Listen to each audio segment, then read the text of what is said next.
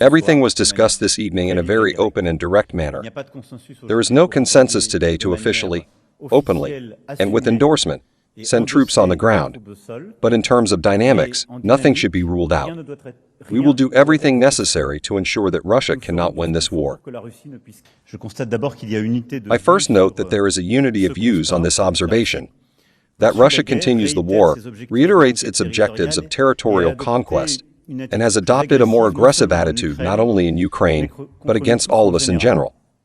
And this attitude of Russia, this increased danger, this Russian hardening, I characterized earlier in my opening remarks. I won't go back to it. I could possibly elaborate within the framework of your questions.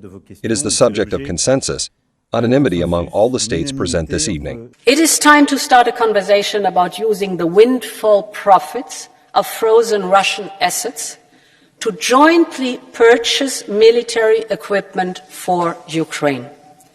There could be no stronger symbol and no greater use for that money than to make Ukraine and all of Europe a safer place to live. During my visit to Ukraine in January, I announced a major new package of support, including £2.5 billion of military assistance. And last week, we announced 50 new sanctions targeting individuals and businesses sustaining Putin's illegal war machine.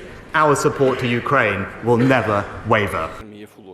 We did not start this war in Donbass, but as I have said more than once, we will do everything to end it, to eradicate Nazism, to solve all the tasks of a special military operation, to protect the sovereignty and security of our citizens.